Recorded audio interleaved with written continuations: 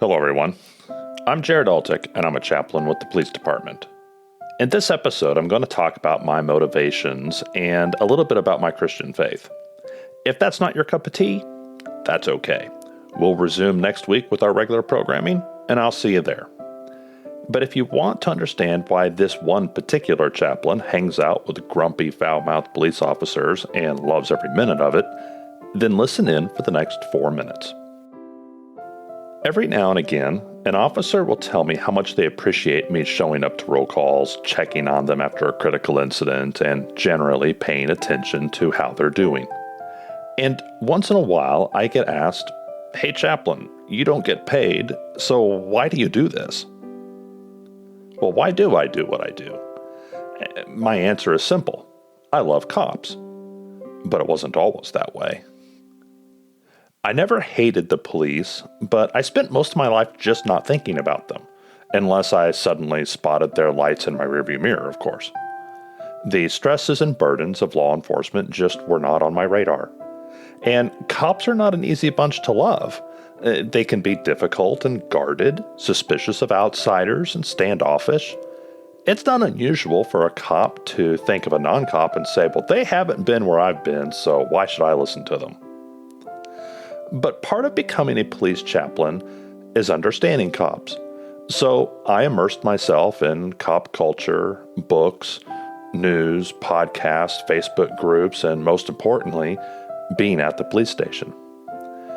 Spending time face-to-face with cops and going on calls and giving myself the opportunity to ask basic questions so I could understand what their life was like. And spending time with cops wasn't easy at first. Cops will push you away to see if you can be pushed away. Sometimes it's just cursing and vulgarity, which happens a lot. That's the standard stiff arm to keep people at bay. But a handful of times, I had a few cops actually mock me or refuse to speak to me or laugh at me and once even yell at me. It's like they were saying, "I dare you to leave. No one wants to see what we have to see." But I had an ace up my sleeve. I wasn't doing this because every cop was naturally warm and fuzzy. No, I knew it would potentially take years to earn their trust. I also knew that some officers might never warm up to me, and that's okay. But I felt compelled to try because that's what Christianity taught me to do.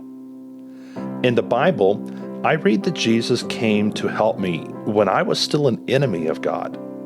He loved me when I was unlovely and unlovable, when I didn't even want him to love me. Jesus loved his enemies by giving himself to them and for them. And that changes everything. I think that's why chaplaincy, as we have known it, has been primarily a Christian endeavor. Any religion can assign a clergy member to serve an organization. Sure, that's fine. And we do have lots of police chaplains around the country of every religious stripe.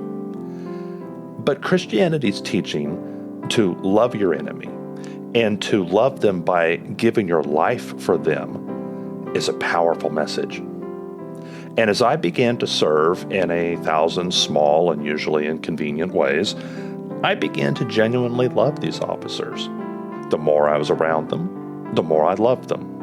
The more I served them, the more I loved them. And I loved them when they were likable and also when they were unlikable.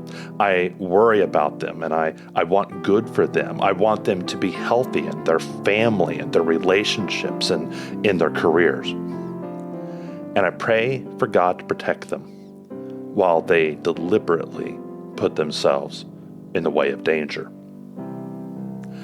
So as we get nearer to Christmas, my thoughts go to the one who was willing to come down and live where I lived and suffer like I suffered in spite of the danger, so that he could ransom and rescue me when I didn't deserve it.